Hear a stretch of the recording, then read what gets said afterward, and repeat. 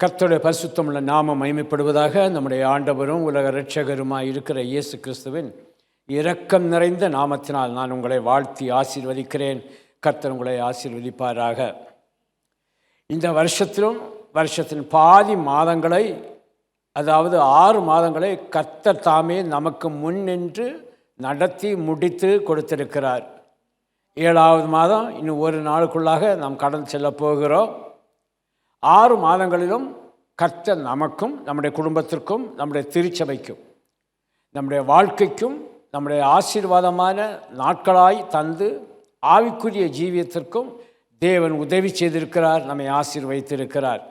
கர்த்தர் நம்மோடு இருந்து அவர் தம் கருத்தின் நிழலால் மறைத்து வழி நடத்தி பாதுகாத்துள்ளார். எவ்வளவோ காரியங்கள் நம்ம சொல்லலாம். இந்த 6 மாதத்தில் ஆண்டவர் செய்தது. கர்த்தர் எனக்கு நன்மை செய்தபடியால் நான் அவரை பாடுவேன், அவரை துதிப்பேன் என்று சங்கீதக்காரன் சொல்லுகிறான். அதே போல் ஒவ்வொரு நாளும் காலையில் வேலைக்கு போய்ட்டு, இல்லாவிட்டால் காலையில் வெளியே போட்டு வீட்டுக்கு வரும்போது, ஆண்டவரே இன்றைக்கு நீ செய்த நன்மையான காரியங்களுக்காய் உமக்கு ஸ்தோத்திரம்னு ஒரு வார்த்தை சொன்னோன்னா அது பெரிய ஒரு ஆசீர்வாதமாக இருக்கும். ஆண்டவர் நம்மேல் இரக்கம் வைத்திருக்கிறார். தானியேலின் புஸ்தகம் 9ஆம் அதிகாரம் 10வது வசனத்தில் சொல்லப்பட்டிருக்கிறது, ஆனாலும் எங்கள் தேவனாகிய ஆண்டவரிடத்தில் இரக்கங்களும் மன்னிப்பும் உண்டு. தானியேல் 9:10 சொல்லப்பட்டிருக்கிறது. ஆண்டவர்கிட்ட இரக்கமும் இருக்குது, அதே வேளையில் மன்னிப்பும் இருக்குது. பாவத்திற்காய் அவர் அந்த பாவத்தில் நாம் விடுதலையாக அந்த பாவத்தை தேவன் நமக்கு மன்னிக்கிறார், தேவன் நமக்கு இறங்குகிறார். ஏசாயா 30:18 எல்லாருக்கும் தெரிந்த ஒரு வேத பகுதி. அதிலும் ஆரம்பிப்பது ஆனாலும் தான் ஆரம்பிக்குது. ஆனாலும் உங்களுக்கு இறங்கும்படி கர்த்தர் காத்திருப்பார். எவ்வளோ அன்புள்ள தெய்வம் பாருங்க. நமக்கு இறங்கும்படி கர்த்தர் காத்திருக்கிறாரா? உங்களுக்கு இறங்கும்படி அவர் காத்திருக்கிறார். ஏன்னா நம்ம ஆண்டவர் கருத்தில் ஒரு விலையேற பெற்றவர்களாய் காணப்படுகிறோம். ஆமேன், ஆமேன். விலையேற பெற்றவர்களாய் காணப்படுகிறார். உங்கள் மேல் மனதுருகும்படி எழுந்திருப்பார். கண்ணீரோடு கதறி ஜெபிக்கிற வேளையில் இறங்கும்படி காத்திருக்கிற தேவனுக்கு அந்த காத்திருப்பை விட நம்ம எழும்பி நின்று அந்த பிள்ளைகளுக்கு உதவி செய்யலாம் என்று நினைத்து காத்திருக்கிற தெய்வம் உங்கள் மேல் மனதிருகும்படி எழுந்திருப்பார். கர்த்தர் நீதி செய்கிற தேவன். ஜெபித்தாச்சு, சத்தம் போட்டு அழுது ஜெபித்தாச்சு. ஆனால் அவருக்கு காத்திருக்கிற அனைவரும் காத்திருக்கணும். ஆண்டவர் எழும்பியாச்சு, அவர் கிரியை செய்ய போகிறார். நான் காத்திருக்கிறேன். நீ காத்திருந்தால் பாக்கியவான். காத்திருக்கிறவர்கள் பாக்கியவான்கள். ஆண்டவர் இதை எனக்கு செய்வார். விசுவாசத்தோடு காத்திரு. அவர் இரக்கமுள்ள தேவன். காத்திருந்தா என்றால் நீ பாக்கியவான், நீ பாக்கியவதி. ஆமென். கர்த்தர் நம்மை ஆசீர்வதிக்க சுத்தமுள்ளவராய் இருக்கிறார். பிரியமானவர்களே, உங்களுக்கு இறங்கும்படி கர்த்தர் காத்திருக்கிறார். மனதுருகும்படி அவர் எழுந்து நிற்கிறார். அவர் உங்களை பாக்கியவான்களாய் மாற்ற விரும்புகிறார். சரி, யார் ஆண்டவர்கிட்ட அதிகமாக ஜெபிக்கிறாங்க தெரியுமா? அதிகமாக கேட்குறாங்க. வேத வசனம் சொல்லுகிறது, ஓசியா 14:3 கடைசியில் சொல்லப்பட்டிருக்கிறது. ஓசியா 14:3 கடைசியில் சொல்லப்பட்டிருக்கிறது, திக்கற்றவன் உம்மிடத்தில் இரக்கம் பெறுகிறான். ஓசியா பக்கமன் 1058. திக்குன்னு சொல்லும்போது என்னது தெரியுமா? திசைகள். திக்குக்கு மட்டும் 7 திக்கு 8 திக்குன்னு சொல்லுவாங்க. திக்குன்னு சொல்லும்போது திசைகள். எந்த திசையில் போயும் வழி இல்லாதவன், பெற்றுக்கொள்ள முடியாதவன், கண்ணீரை துடைக்க முடியாதவன் நேரே ஆண்டவர்கிட்ட வந்தால் நீ எங்கேயும் ஓடாத, எந்த திசைக்கு நீ ஓடாத, முழங்கால் படிக்கிட்டு ஆண்டவரை நோக்கிப்பார். கர்த்தரிடத்தில் இரக்கம் பெறுவான். கர்த்தர் அவனை ஆசீர்வதிப்பார். ஏசாயா 49:13 சொல்லப்பட்டிருக்கிறது, சிறுமைப்பட்டிருக்கிற தம்முடையவர்கள் மேல் கர்த்தர் இரக்கமாய் இருப்பாராம். சிறுமைப்பட்டவர்கள் மேல் கர்த்தர் இரக்கமாய் இருக்கிறாரா? ஆக இந்த வருகிற நாட்களிலே, வருகிற வாரம் மாதங்களிலே கர்த்தர் நமக்கு இரக்கமுள்ளவராயிருந்து அநேக அற்புத அதிசயங்களை நம்முடைய வாழ்க்கையிலே செய்ய போகிறார். யார்? சிறுமைப்பட்டிருக்கிற தம்முடைய ஜனங்கள் மேல் கர்த்தர் இரக்கமாயிருப்பார். ஆக அந்த ஆசீர்வாதத்தை பெற்றுக்கொள்ள நாம் ஆயத்தமாவோம். புதிய மாத வாக்குத்தத்தமாய் தேவன் நமக்கு தந்திருக்கிற வாக்குத்தத்த பகுதி ஏசாயா தீர்க்கதரிசியின் புஸ்தகம் 29வது அதிகாரம் 19வது வசனம். Isaiah chapter 29 verse 19, page number 833, 833வது பக்கம். ஐசாயா 29:19, ஏசாயா 29:19. நான் வாசிக்கிறேன். அதன் பிறகு நாம் யாவரும் சேர்ந்து வாசித்து ஜெபித்து இந்த வசனத்தின் மூலமாய் வசனத்தில் என்ன சொல்லப்பட்டிருக்கிறதோ அந்த ஆசீர்வாதங்களை நாம் சுதந்தரித்துக் கொள்வோம். வாசிக்கிறேன். சிறுமையானவர்கள் கர்த்தருக்குள் மிகவும் மகிழ்ந்து, மனுஷரில் எளிமையானவர்கள் இஸ்ரவேலின் பரிசுத்தத்திற்குள் களி கூறுவார்கள். சொல்லுவோமா? யாரும் சேர்ந்து படிப்போமா? சிறுமையானவர்கள் கர்த்தருக்குள் மிகவும் மகிழ்ந்து, மனுஷரில் எளிமையானவர்கள் இஸ்ரவேலின் பரிசுத்தருக்குள் களி கூறுவார்கள். வசனத்தின்படி கர்த்தர் நம்மை ஆசீர்வதிக்க வசனத்தின் மீது கருத்தை வைத்து நாம் ஜெபிப்போம். பரலோக பிதாவே, இயேசுவின் நாமத்தால் ஜெபிக்கிறேன்.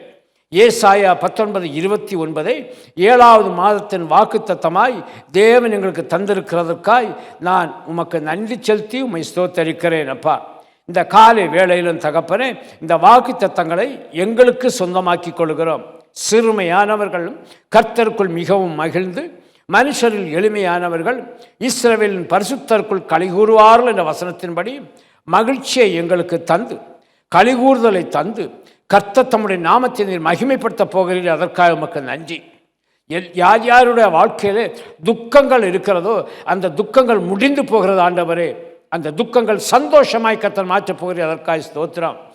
தகப்பனே, உம்முடைய பிள்ளைகளுக்கு உதவி செய்து உம்முடைய பிள்ளைகளை நீர் ஆசீர்வதித்து மேன்மைப்படுத்த போகிறீரே, அதற்காக உமக்கு நன்றி செலுத்துகிறோம். கர்த்தாவே, ஆண்டவரே, இந்த 6வது மாத முடிவில் அந்த சிறுமையும் எளிமையும் மறந்து, ஆண்டவரே, என் தேவனுடைய பிள்ளைகளை கர்த்தர் உம்முடைய சுதந்திரமாய் ஆட்கொண்டு, ஆண்டவரே, தேவாதி தேவன் அவருடைய குறைவை எல்லாம் மாற்றி போட்டு நிறைவை தந்து மகிழ்ச்சியான சமாதான சந்தோஷமான பாதையிலே நடத்தி களிகூற பண்ண போகிறீர்கள். அதற்காக உமக்கு நன்றி ஆண்டவரே.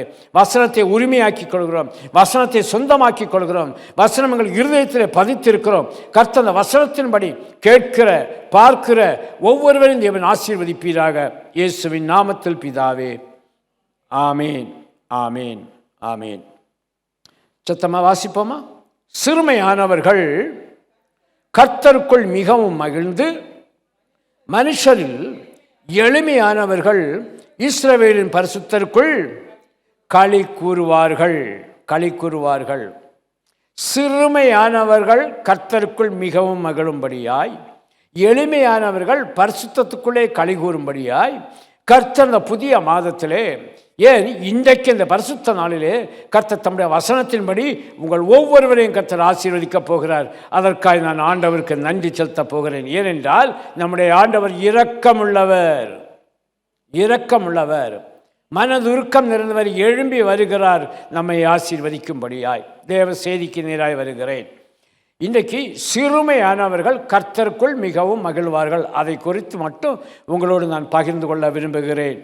சிறுமையானவர்கள், சிறுமை என்றால் அதனுடைய ஆங்கில பதம் பாவர்ட்டி.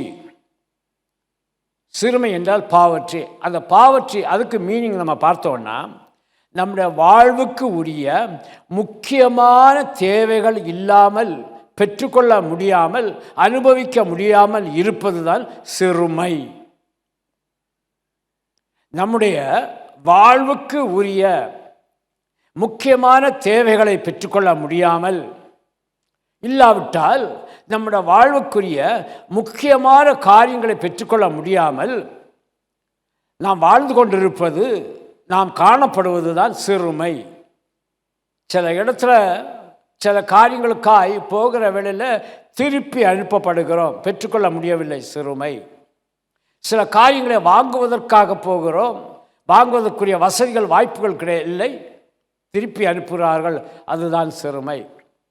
டாக்டர்கிட்ட போகிறோம், டாக்டர் பரிசோதித்து பார்க்குறாரு, இதெல்லாம் செய்ய முடியாதுன்னு சொல்லுகிறாரு. அதுக்கு பேர் சிறுமை.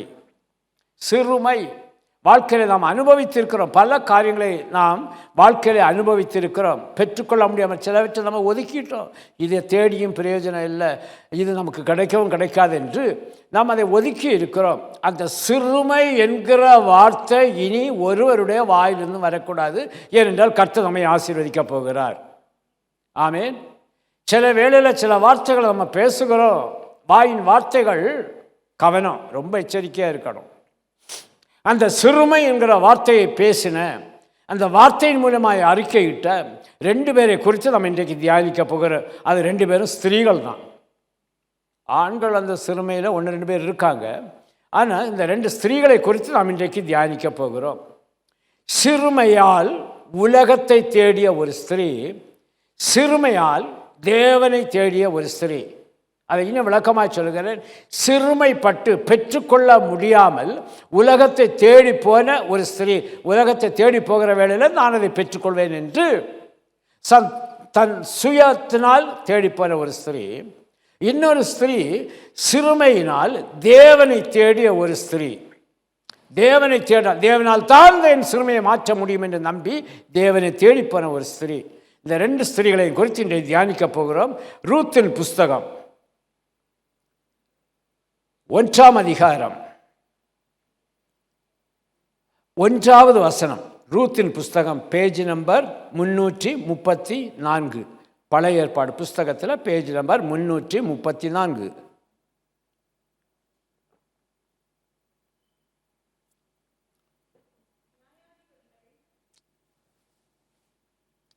நியாயாதிபதிகள் நியாயம் விசாரித்து வரும் நாட்களில் தேசத்தில் பஞ்சம் உண்டாயிற்று. பஞ்சம் உண்டாயிற்றுன்னா அதுக்கு உடனே என்னது?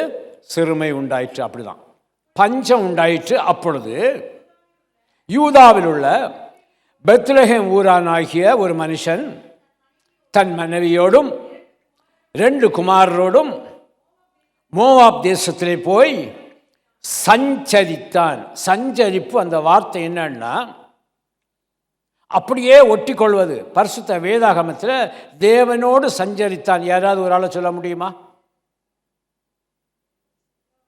தேவனோடு சஞ்சரித்த ஒரு மனிதன் சொல்லுங்க, சொல்லுங்க. நோவா. சரி, சஞ்சரிப்பதுன்னா அப்படியே போய் ஒட்டிடுறது.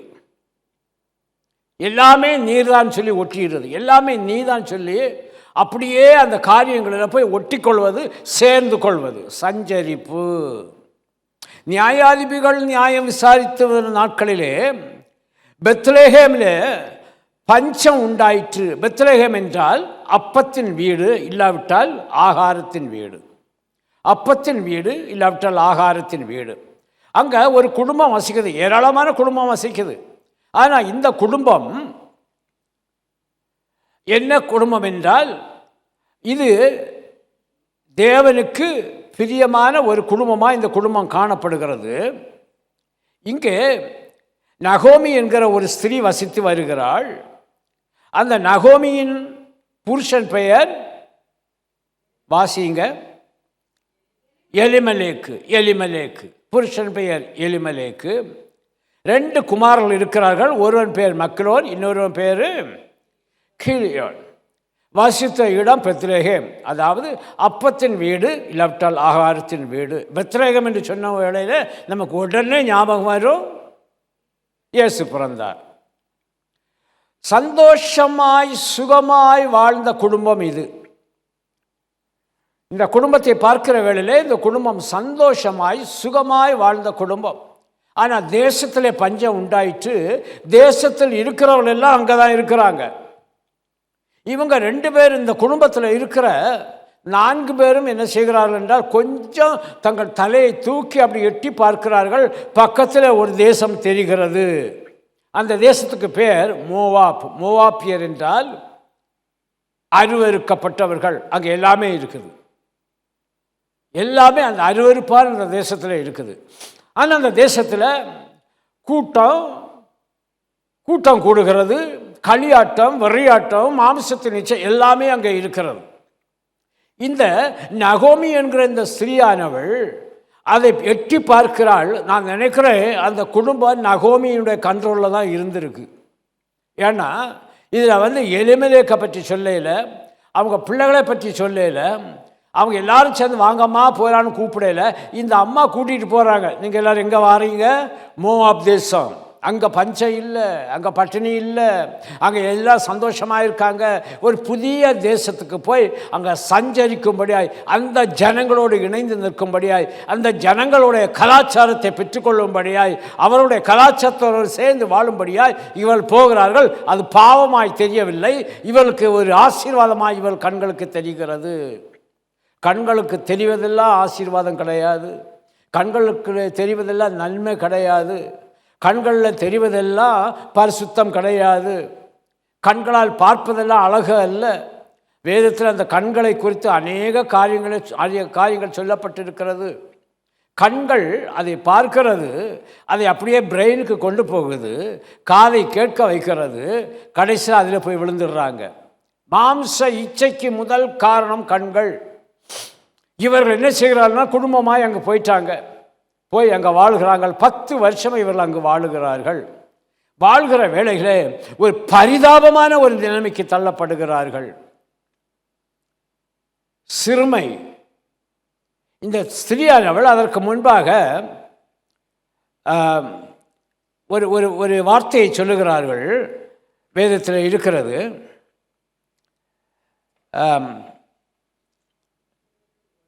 21வது வசனம்,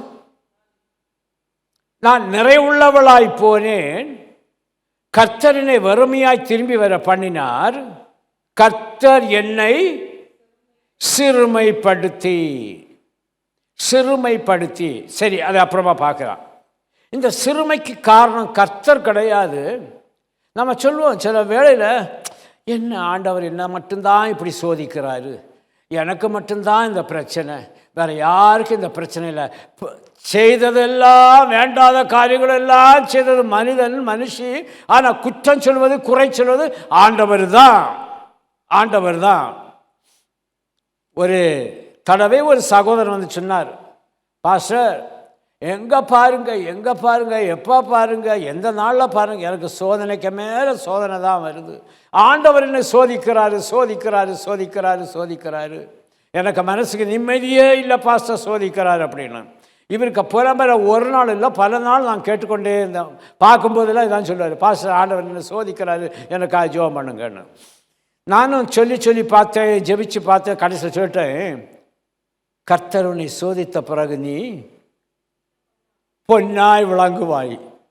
போயிட்டார். அதுக்கப்புறம் அவர் வாயிலேருந்து அந்த சோதனை சொல்கிற வார்த்தை வரவே இல்லை. இந்த அம்மா சிறுமை. நம்ம வாயால் சில வார்த்தைகளை விதைக்கிறோம், அந்த விதைப்பு தேவனுக்கு பிரியமில்லாமல் இருக்கிறது. சில வேளையில் விதைக்கிற அந்த விதையே நமக்கு வேதனையாய் கொண்டு வருகிறது. அங்கே போயிட்டாங்க, இந்த குடும்பமாக போயிட்டு 10 வருஷம் ஆண்டவர் கொடுக்குறார், நீ திரும்ப வருவேன்னு சொல்லி ஆண்டவர் வருஷத்தை கொடுக்குறார். திரும்ப போகவே இல்லை. அந்த 10 வருஷத்துக்குள் புருஷனை இழக்கிறாள். 2 பிள்ளைகளுக்கும் கல்யாணம் பண்ணி வச்சுட்டாங்க மோவாப் தேசத்தில். 2 மகன்களையும் இழக்கிறாள். 2 மருமக தான் இருக்குது. கடைசியில் திரும்பி வரும்போது ஒருத்தி தான் கூட வாரா. ஒரு வசனத்தை எடுத்துக்கொள்ளுங்கள், சங்கீதம் 33:19. சங்கீதம் 33:19.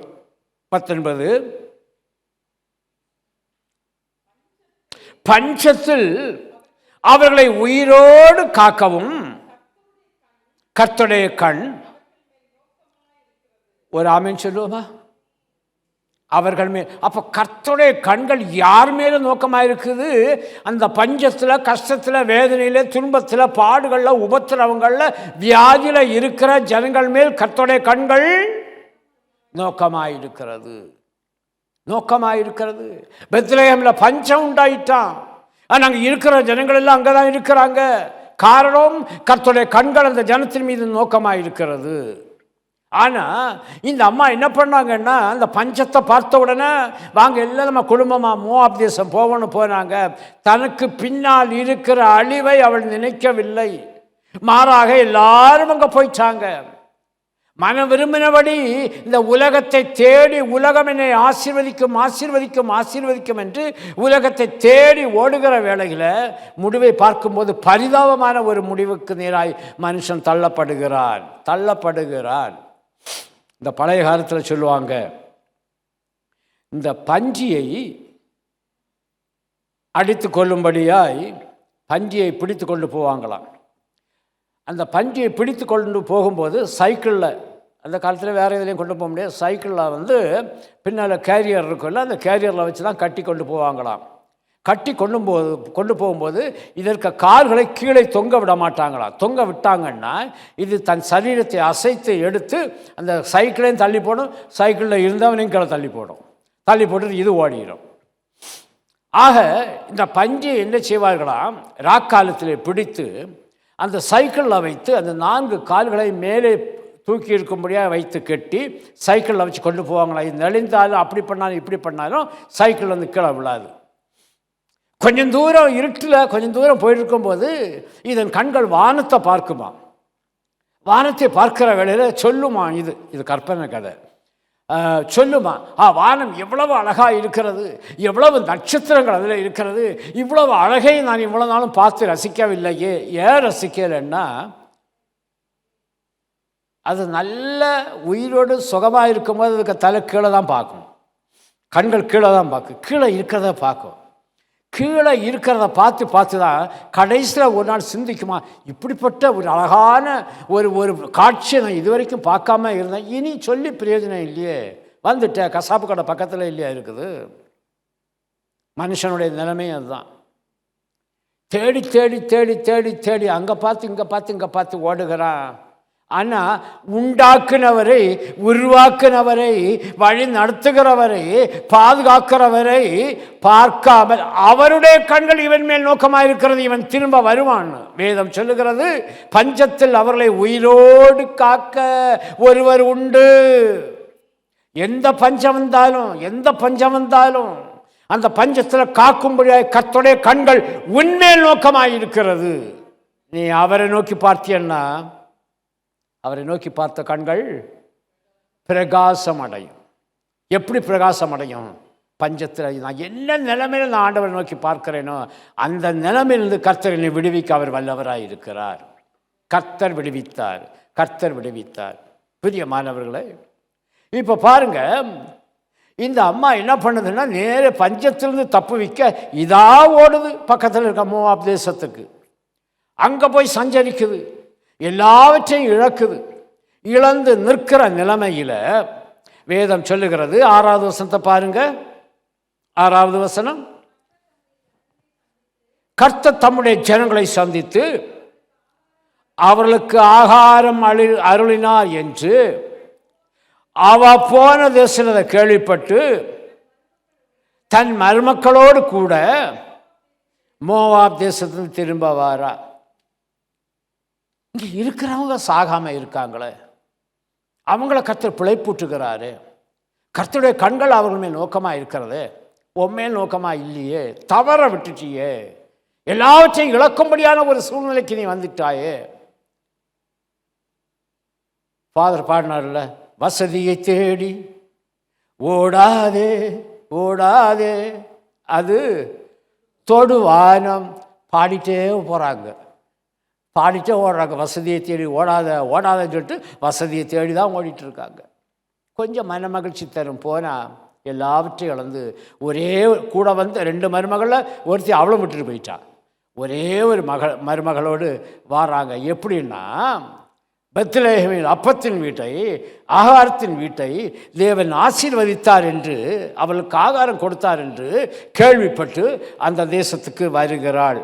வருகிற வேளையில் 19வது வசனம்,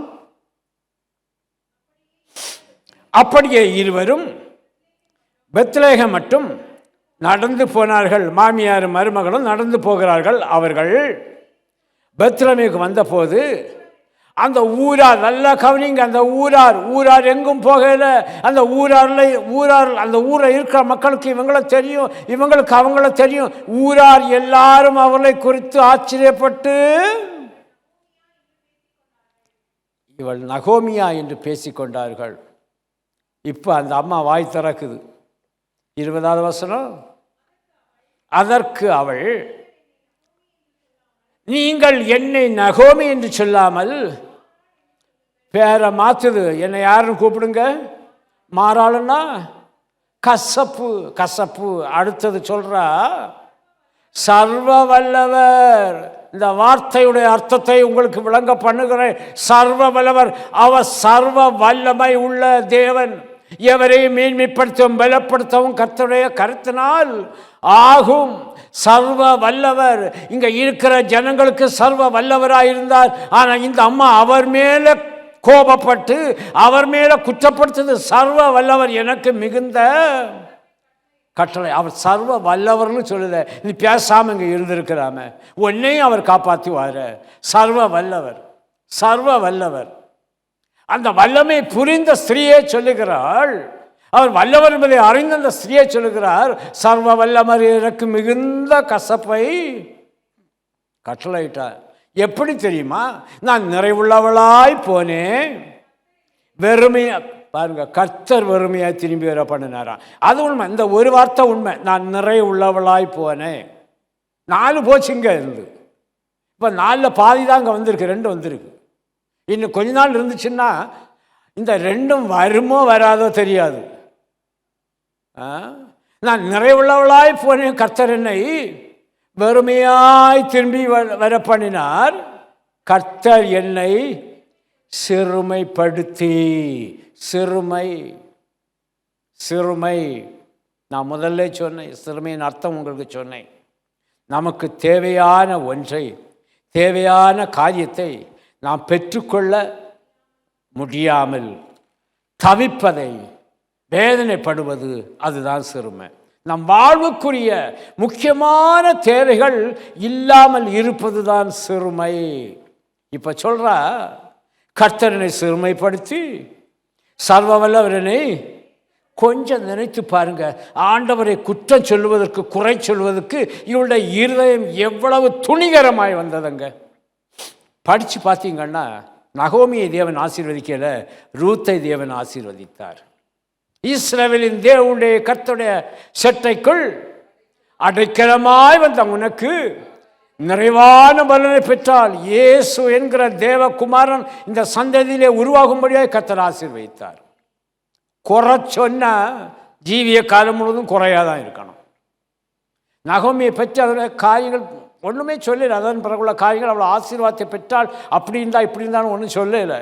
ஏனென்றால் கர்த்தர் என்னை சிறுமைப்படுத்தி, சாப்பிடுறதுக்கு ஒன்றும் கிடைக்கல, கொஞ்சம் பஞ்சம் உண்டாயிட்டு எல்லாரும் இருக்கிறாங்க, பேசாமல் இருக்கிறா இல்லையா, அங்கேயே வாழலாம் இல்லையா, உலகத்தை தேடி போகிறாங்க, உலகத்தை தேடி போகிறாங்க. அங்கே எனக்கு அது கிடைக்கும், இங்கே போனால் இது கிடைக்கும், இங்கே போனால் இது கிடைக்கும். நீ சர்வ வல்லவரை தேடிப்பா, அவர் உன்னை ஆசீர்வதிப்பார். இருக்கிற இடத்துல தேவன் உன்னை ஆசீர்வதிப்பார். ஆமேன். நிறைவுள்ளவளாய் போனேன், வறுமையாய் வந்திருக்கிறேன். கர்த்தரனை சிறுமைப்படுத்தி சர்வ வல்லவர் கிளேசப்படுத்தி இருக்கிற நீங்கள் என்னை நகோமின்னு சொல்லாதுங்க, மாறாக மாறாள்னு சொல்லுங்க. தனக்கு ஒரு புதிய பேர் அவளே வச்சுட்டு என்ன பரிதாப நிலைமைக்கு நேராக போய் பஞ்சத்தில் நம்மை உயிரோடு காக்கவும் இன்றைக்கு சொல்லுகிறேன். வருகிற 6 மாதத்தில் உலகம் எப்படி இருக்குன்னு தெரியாது, தேசம் எப்படி இருக்குன்னு தெரியாது. ஆனால் உன்னை காக்கும்படியாய் கர்த்தருடைய கண்கள் உன்மேல் நோக்கமாயிருக்கிறது என்பதை மறந்து விடாதீர்கள். Glory to God. நம்மை காக்கும்படியாக கர்த்தர். உருவாக்கினவர் நம்மை மறப்பாரோ? உண்டாக்கினவர் நம்மை மறப்பாரோ? வழி நடத்துகிறவர் நம்மை மறப்பாரோ? அவர் பொய் சொல்ல நம்மளை மாதிரி உள்ளவர் கிடையாது, மனுஷன் கிடையாது. அவர் மனமாற அவர் மனு புத்திரனும் அல்ல. மனசை மாற்றிக்க மாட்டார், சொன்னதை வாபஸ் வாங்க மாட்டார். தெரியாமல் சொல்லிட்டான்ப்பா, வாபஸ் வாங்க மாட்டார். சிறுமை, சிறுமை, சிறுமை. என்னைக்கும் இந்த வார்த்தை நம்ம வாயிலிருந்து வரக்கூடாது. ஆண்டவர் அந்த சிறுமையை மாற்ற அவர் வல்லவராக இருக்கிறார். Glory to God. 2வதாக, சிறுமையிலே சேனைகளின் கர்த்தரை தேடி போன ஒரு ஸ்திரீ. சிறுமையில் சேனைகளின் கர்த்தரை தேடி போன ஒரு ஸ்திரீ. இந்த ஸ்திரீ தன்னுடைய வாழ்க்கையில் சிறுமையில் பெற்றுக்கொள்ள முடியாததை என் தேவனிடத்தில் போனாதான் பெற்றுக்கொள்ள முடியும் என்று நினைத்து தேவனை தேடி ஓடினாள். யாருன்னு சொல்ல முடியுமா? அன்னாள் தன் வாயால் அந்த சிறுமையை சொல்லுகிறாள். ஆனால் இவள் தேவனுக்கு விரோதமாய் குற்றப்படுத்தி சொல்லவில்லை. தன் சிறுமையை அவள் எடுத்து காண்பிக்கிறாள். எடுத்துக்கொள்ளுங்க, 1 சாமுவேலின் புஸ்தகம், 1 Samuel chapter 1 verses from 6 to 8, 10 to 11. 1 Samuel 1ஆம் அதிகாரம். குழந்தை பாக்கியத்தை அவள் பெற்றுக்கொள்ளும்படியாய், குழந்தை பாக்கியம் இல்லாமல் அவள் சிறுமைப்பட்டபடியினால் அவள் ஆண்டவரை தேடி செல்கிறாள். என்னை உருவாக்கின ஆண்டவர் என் வயிற்றில் ஒரு குழந்தையை உருவாக்கி தர அவர் வல்லவராய் இருக்கிறார் என்பதை விசுவாசித்து போனான். அங்கே அந்த ஆசீர்வாதத்தை பெற்றுக்கொண்டாள். வாசிங்க 1 சாமுவேல் 1ஆம் அதிகாரம் 6வது வசனத்தில், கர்த்தர் அவள் கர்ப்பத்தை அடைத்தபடியினால் துக்கப்படும்படியாய் அவளை மிகவும் அனுபவிக்கிறாள். துக்கத்தை 6வது வசனத்தில் துக்கத்தை அனுபவிக்கிறாள். விசனத்தை அனுபவிக்கிறாள். 7வது வசனத்தில் சொல்லப்பட்டிருக்கிறது, கடைசியில் சொல்லப்பட்ட இவள் அவளை மனவடிவாக்குவாள், இவள் அழுது கொண்டிருப்பாள், சாப்பிடாமல் அழுது கொண்டிருப்பாள். முதலாவது துக்கம் இருதயத்தில், விசனம், மனமடிவு, அழுகை. 8வது வசனத்தில் சொல்லப்பட்டிருக்கிறது, சாப்பிடாமல் அவள் சஞ்சலப்படுகிறாள். இல்லை, சாப்பிடாமல் சஞ்சலப்படுகிறாள். பாருங்க, அவள் வாழ்க்கையில் இதெல்லாம் அனுபவித்து அவளை சிறுமைப்படுத்தி கொண்டிருக்கிறார்கள். யாரு? அவ கூட இருக்கிறவா, அவ குடும்பத்தில் ஒருத்தியாக இருந்து அவளுக்கு எல்லா ஆசீர்வாதமும் இருக்கிறது. ஆனால் இவளை சிறுமைப்படுத்துகிறாள். வேதத்தில் சொல்லப்பட்டிருக்கிறது, 11வது வசனத்தில் சொல்லப்பட்டிருக்கிறது, ஆண்டவரை பார்த்து அந்த ஸ்திரீ சொல்லுகிறாள், சேனைகளின் கர்த்தாவே தேவனின் உம்முடைய அடியாளின். ஆண்டவர்கிட்ட கேட்கலையா, ஆண்டவர் என்ன சிறுமைப்படுத்துறேன்னு கேட்கலையாவா? எனக்கு சிறுமையை கண்ணோக்கி பாரும் ஆண்டவரே, கண்ணோக்கி பாரும் ஆண்டவரே. எவ்வளவு அருமையான ஒரு வார்த்தை! ஆண்டவரே, நான் சிறுமைப்படுகிறேன், என்னை சிறுமைக்கு ஒப்பு கொடுத்து விட்டீரோ ஆண்டவரே. இல்லை ஆண்டவரே, என்னை இந்த சிறுமையிலிருந்து விடுவிக்க உம்மால முடியும் ஆண்டவரே. ஒரு வசனம் ஏசாயா 49:19 சொல்லப்பட்டு, சிறுமைப்படுகிற தம்முடையவர்கள் மேல் கர்த்தர் இரக்கமாய் இருப்பார் என்று சொல்லப்பட்டிருக்கிறது. சங்கீதம் 9:12 கடைசியில் சொல்லப்பட்டிருக்கிறது, சிறுமைப்பட்டிருக்கிற தம்முடையவர்கள் மேல் இரக்கமாக இருப்பார் என்று. கர்த்தருடைய நாமம் மகிமைப்படுவதாக. சிறுமைப்படுகிறோமா? நம்முடைய சிறுமையை அவர்கிட்ட சொல்லுவோம். ஆண்டவரே, என்னை சிறுமைப்படுத்தாதையும், நீ சர்வ வல்லவரை சிறுமைப்படுத்தாதையும். அந்த ஸ்திரீ வேற ஸ்திரீ, அவள் உலகத்தை தேடி போகிறவா. தேவனை தேடி போகிறவள் தங்களுக்குள் இருக்கிறதே ஆண்டவர்கிட்ட வெளிப்படுத்துவாங்க, அவ்வளோதான். அது சிறுமையாக இருந்தாலும் சரி, அது வேற எதுவாக இருந்தாலும் சரி வெளிப்படுத்துவார். இதை சொல்கிற ஆண்டவர்கிட்ட சொல்கிற, உம்முடைய அடியாளின் சிறுமையை கண்ணோக்கி பார்த்து உம்முடைய அடியாளை மறவாமல் நினைத்து அருளி ஒரு ஆண் பிள்ளையை கொடுத்தால், ஒன்று தான் கேட்குறான், ஒரு ஆண் பிள்ளையை கொடுத்தால் அவன் உயிரோடு இருக்கும் சகல நாளும் நான் அவனை கர்த்தருக்கு உமக்குன்னே கொடுப்பேன். நீ எனக்கு கொடுக்கறத ஏன் அப்படி சொன்னா தெரியுமா? என் சிறுமை ஆண்டவர் கண்ணோக்கி பார்த்தாருன்னா இதோட என் சிறுமை ஒழிஞ்சு போச்சு. இனி யாரும் என்னை துக்கப்படுத்த முடியாது, விசனப்படுத்த முடியாது, மனமடிவை கொடுக்க முடியாது, என்னை அழ வைக்க முடியாது, என்னை சஞ்சலப்படுத்த முடியாது. ஆமேன். இப்போ இந்த ஒரு காரியத்தில் தேவன் நீர் எனக்கு இறங்குனீர்னா நான் அவனை உமக்குன்னே கொடுக்குறேன் ஆண்டவர். எவ்வளோ ஒரு மேன்மையான ஒரு காரியம் பாருங்க. இத்தனை வருஷமாக அழுது அழுது அழுது வேதனைப்பட்டு துக்கப்பட்டு கடைசியில் ஆண்டவரே எனக்கு ஒரு பிள்ளையை கொடுத்தீங்க, உமக்கு ஸ்தோத்திரம் அப்படின்னு சொல்லிட்டு மார்போடு அணைக்க அவள் விரும்பல. அது ஆண்டவருடைய கருத்தில் ஒப்பு கொடுத்து நீர் அவனை அணைத்து கொள்ளும், நீர் அவனை ஆசீர்வதியும், நீர் அவனை பொறுப்படுத்தி கொள்ளும். ஜெபிக்கிறாள். இது ஒரு காரியத்தை சொல்ல விரும்புகிறேன். ஜெபியுங்க, பொருத்தனை செய்யுங்க, உங்கள் இருதயத்தை ஆண்டவருக்கு சந்நிதியில் ஊற்றிடுங்க. இது எல்லாருக்கும் உள்ளது. இப்படி செய்கிற வேளையில் அங்கே ஆசீர்வாதம் உண்டு. அவள் தன் இருதயத்தை கர்த்தருடைய சந்நிதியிலே ஊற்றினாள் என்று 15வது வசனத்தில் சொல்லப்பட்டிருக்கிறது. ஆண்டவரே, சகல நாளிலும் நான் அவனை கர்த்தருக்கு ஒப்பு கொடுப்பேன். சிறுமைப்படுகிற வேளையில் ஆலயத்துக்கு நேராய் சென்று அந்த சிறுமையை தேவனுக்கு முன்பாய் வெளிப்படுத்தி, ஆண்டவரே, என்னை கண்ணோக்கி பார்க்கிறவரே, நான் ஜெபிக்கிறேன் ஆண்டவரே, நான் பொருத்தனை பண்ணுகிறேன் ஆண்டவரே, என் இருதயத்தை நான் உடைத்து ஊற்றுகிறேன் ஆண்டவரே, எனக்கு நீ எது தந்தாலும் நான் அதை உமக்குத்தான் ஆண்டவரே. அவள் அன்றைக்கு பொருத்தனை பண்ணா அந்த நாட்களிலே, அந்த பழைய ஏற்பாடு காலத்திலே ஒரு வல்லமையுள்ள ஒரு தீர்க்கதரிசியாய் சாமுவேலை கர்த்தர் எழுப்பினார். ஆமென். அது இதில் இன்னொன்று பார்க்கணும். அந்த குழந்தை பால் குடி மறந்த உடனே அந்த கோயிலில் கொண்டு விட்டுட்டாலாம். அந்த தாயுடைய இருதயத்தை பாருங்க. பொருத்தனை எனக்கு தந்தது அது உமக்குத்தான் ஆண்டவரே. பொருத்தனைகளை நிறைவேற்றுகிறோமா? பாடலை பாடுகிறோம், சபையில் கைதட்டி எல்லாம் பாடுறீங்க. நானும் என் வீட்டாருமோ என்றால் என்னை கேள்வி வைக்கிற, எந்த வீட்டார்? கர்த்தரையே சேவிப்போ. மற்றவங்களை பார்த்து நீ சேவிப்பாயா? ஆனால் நாம் பொருத்தனை பண்ணி நாம் ஜெபிக்கிற வேளையில் அந்த பொருத்தனைகளை நிறைவேற்ற அது புறம் மறந்துடுது. பொருத்தனை மறந்துடுது. எவனாவது ஒருத்தனை சொல்ல, இதெல்லாம் அப்பப்போ காலத்தில் நடக்கதாண்டா செய்யும், இதுக்கெல்லாம் ஏன் பொருத்தனை?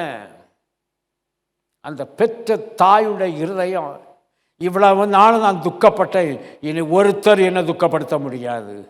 என்னை வசனப்படுத்துனீங்க, இனி ஒருத்தர் என்னை வசனப்படுத்த முடியாது. என்னை மனமடி வாக்குறீங்க, இனி மனமடி வாக்க முடியாது. என்னை அழ வைத்தீங்க, இனி என்னை அழ வைக்க முடியாது. என்னை சாப்பிட விடல, என்னை சஞ்சலப்படுத்துனீங்க, இனி ஒன்றும் செய்ய முடியாது. ஏனென்றால் நான் சேனைகளின் கர்த்தரை நோக்கி சென்று அவருடைய ஆலயத்தில் சென்று என் சிறுமை, என் வேதனை, என் பாடு, என் உபத்திரம் எல்லாத்தையும் நான் சொல்லி என் இருதயத்தையே அங்கே ஊற்றி விட்டேன். மறு வருஷம் குழந்தையோட ஆலயத்துக்கு போகும்படியாக கர்த்தர் கிருபை செய்தார். Glory to God. நான் கேட்கிறேன், சிறுமையானவர்கள் கர்த்தருக்குள் மகிழ வேண்டும் என்றால் உலகத்தை தேடி அங்கே போய், ஒருவேளை அந்த காலத்தில் அந்த செல்ஃபோனு இல்லைனா இமெயில் எல்லாம் இருந்தோன்னா இந்த நகோமி ஒரு இமெயில் அங்கே அனுப்பியிருக்கோம். எங்கே? பெத்லகேமுக்கு.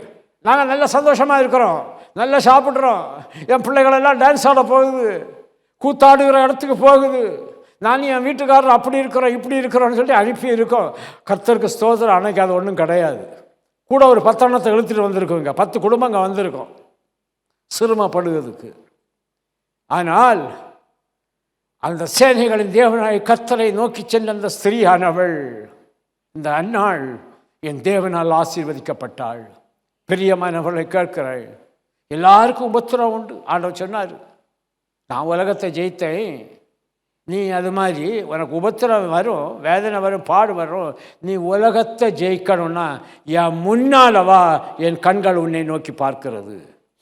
சிறுமைப்பட்டவர்களை கர்த்தர் நோக்கி பார்க்கிறார். இரக்கத்தின் தேவன் நோக்கி பார்க்கிறார்.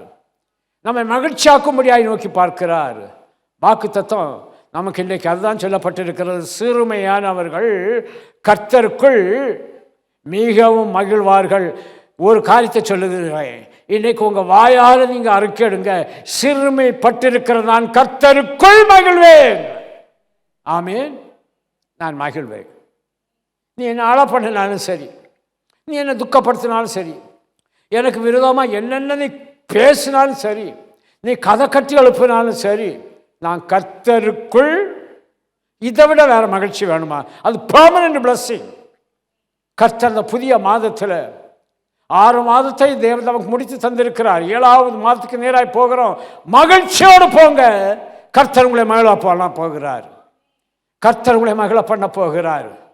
ஒருவன் எவன் எல்லாம் உங்களை அளப்பண்ணினானோ, குற்றப்படுத்தினானோ, காயப்படுத்தினானோ உங்கள் முன்னால் வர முடியாது சொல்லுவான். இது அந்த ஸ்திரீ தானா? இது அந்த ஸ்திரீ தானா? அவன் ஆச்சரியப்படும்படியாய், அவன் தலகுனியும்படியாய் என்னை தலை நிமிர்ந்து நடக்க பண்ணின கர்த்தருக்கு ஸ்தோத்திரம் ஸ்தோத்திரம் சொல்ல போறீங்க. விசுவாசிங்க விசுவாசிங்க. புதிய மாதம், 7வது மாதம் ஒரு விசேஷித்த மதமாய் தேவன் உங்களுக்கு வைத்திருக்கிறார். விசேஷித்த மதமாய் வைத்திருக்கிறார். ஆசீர்வாதம் உன்னை தேடி வரும். அற்புதம் வாழ்க்கையில் நடக்கும். நீ தேவனுடைய சமூகத்தில் காணப்பட்டால். இன்னொன்று சொல்லுகிறேன், தேவனுடைய சமூகத்தில் வருகிற ஜெபத்தோடு வாங்க. வீட்டிலேருந்து ஜெபத்தோடு வாங்க. உள்ளுக்கு வந்திருந்து ஜெபியுங்க, பொருத்தனை பண்ணுங்க. அந்த சின்ன இருதயத்தை கீழே ஊற்றிடுங்க. ஆண்டவர் எனக்கு ஒரு புதிய இருதயம். அது என்ன இருதயம் தெரியுமா? அந்த இருதயத்தை ஊற்றினால் அல்லவா, அது சிறுமைப்பட்ட இருதயத்தை அங்கே ஊற்றிட்டா. ஆனால் போகும்போதோ கர்த்தருக்குள் மகிழும்படியாய் கர்த்தர் அவளுக்கு ஒரு புதிய இருதயத்தை கொடுத்தார். அதை அவர் நிறைவேற்றினார். இவளும் அதை நிறைவேற்றினாள். ஆமென். நிச்சயமாய் கர்த்தர் உங்கள் ஒவ்வொருவரையும் ஆசீர்வதிப்பார். நாம் எழுந்து நிற்போமா? எழுந்து நிற்போமா? ஆண்டவரை நோக்கி பார்ப்போம். எல்லாரும் ஆண்டவரை நோக்கி பார்ப்போம்.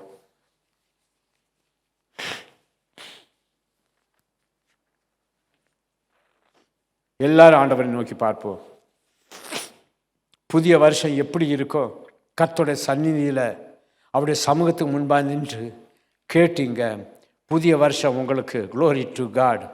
கர்த்தருக்குள் மிகவும், கர்த்தருக்குள் மகிழ்வீர்கள்னு சொல்லல, கர்த்தருக்குள் மிகவும் மகிழ்ந்து மிகவும் மகிழ்ந்து இந்த புதிய மாதத்தை நாம் ஆரம்பிப்போம். எல்லாரும் ஜெபம் பண்ணுங்க.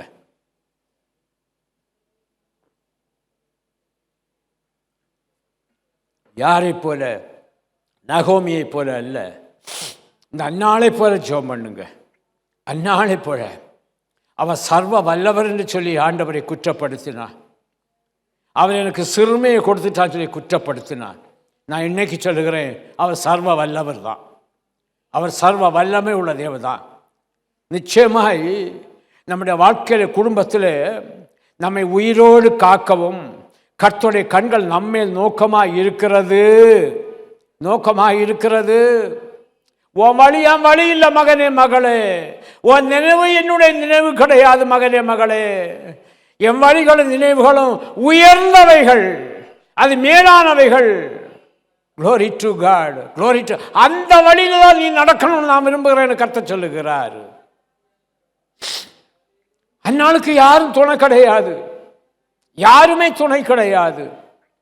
அந்த புருஷன் வந்து ஆறுதல் படுத்துறான். அதுதான் அவளுக்கு இருதயத்தால் ஏற்றுக்கொள்ள முடியல. ஏன்னா அவ இருதயமான துக்கத்தினால, தினமும் துக்கம், வசனம், மனமடிவு, அழுகை, சாப்பிட இருந்தும் சாப்பிடாமல் அழுது கொண்டிருக்கிறார். சஞ்சலப்பட்டு கொண்டிருக்கிறார். ஆனால் அவன் நினைத்தான், ஆண்டவருக்கு முன்னால் போனேன்னா நிச்சயமாக எனக்கு ஆசீர்வாதம் உண்டு. ஆண்டவரே, என்னை ஒரு விசை கண்ணோக்கி பாரும் ஆண்டவரே. அவர் சிறுமைப்பட்டிருக்கிற தம்முடைய பிள்ளைகள் மேல் அவர் நோக்கமாக இருக்கிறார்.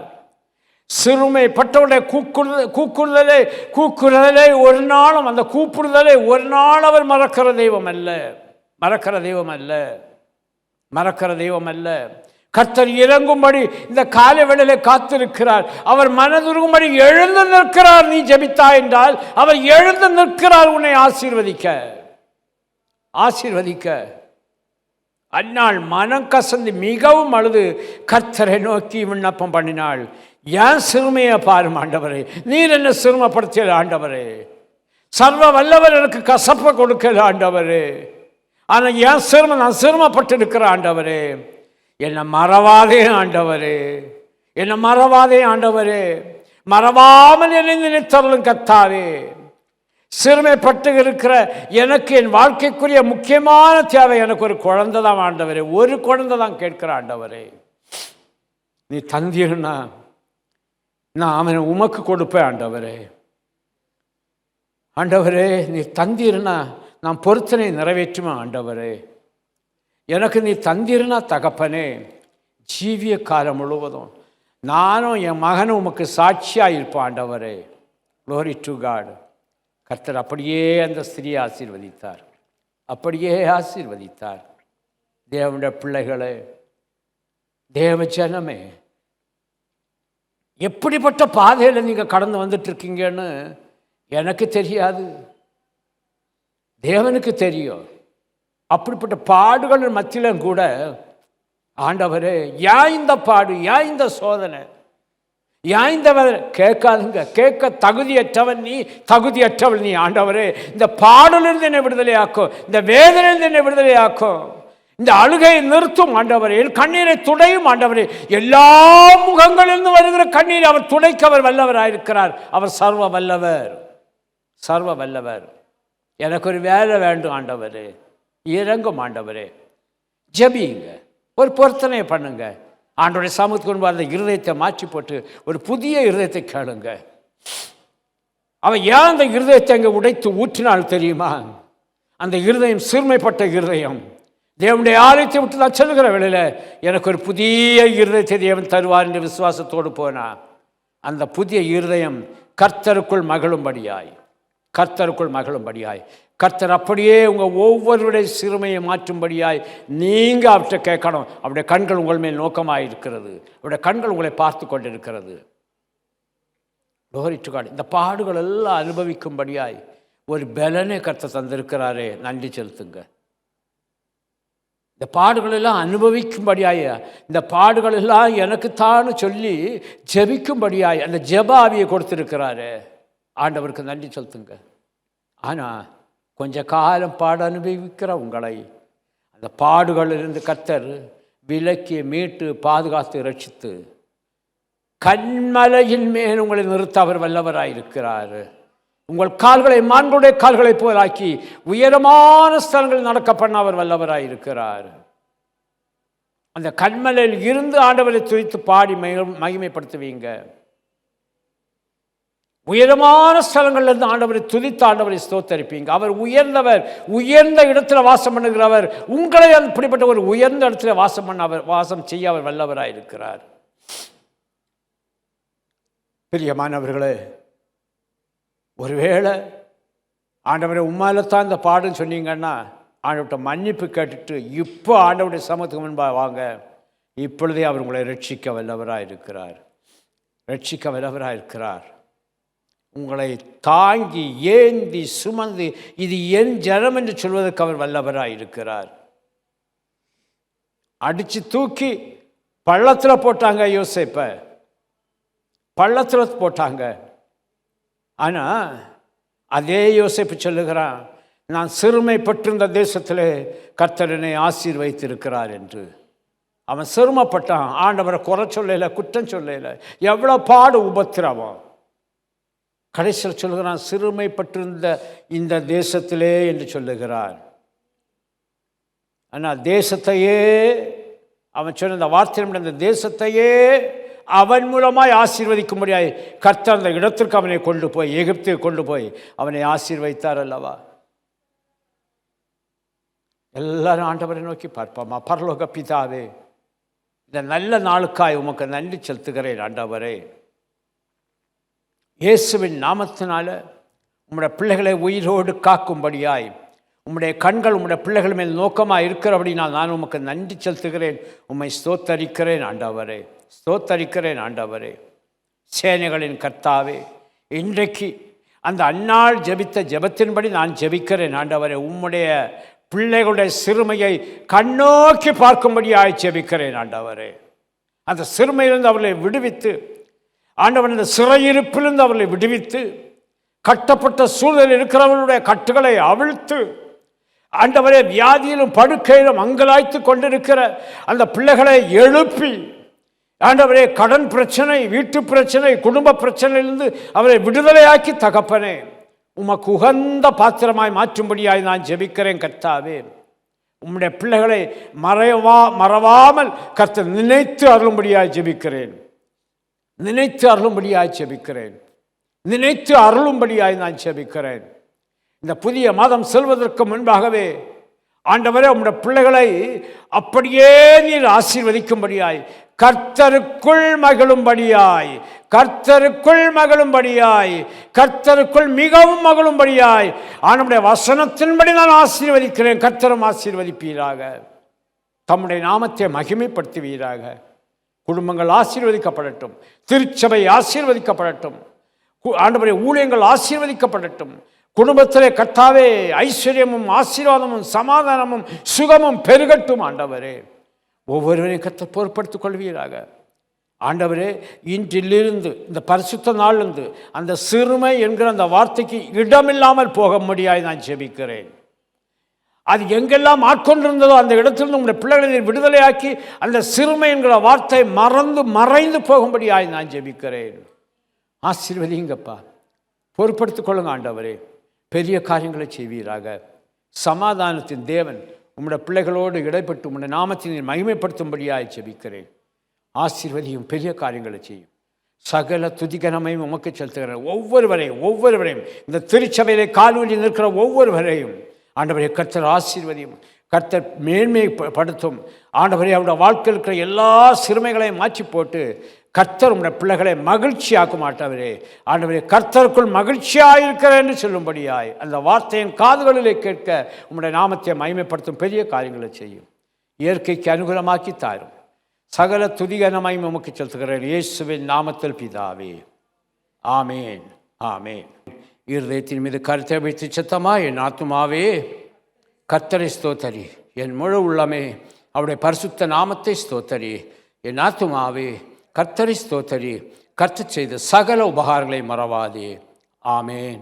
வழுவாதபடி உங்களை காக்கவும் தமது மகிமுள்ள சன்னிதானத்திலே மிகுந்த மகிழ்ச்சியோடு உங்களை மாசற்றவர்களாய் நிறுத்தவும் வல்லமை உள்ளவரும் தாம் ஒருவரே ஞானம் உள்ளவருமாகிய நம்முடைய இரட்சகராகிய தேவனுக்கு கனமும் மகத்துவமும் வல்லமையும் அதிகாரமும் இப்பொழுதும் எப்பொழுதும் உண்டாவதாக.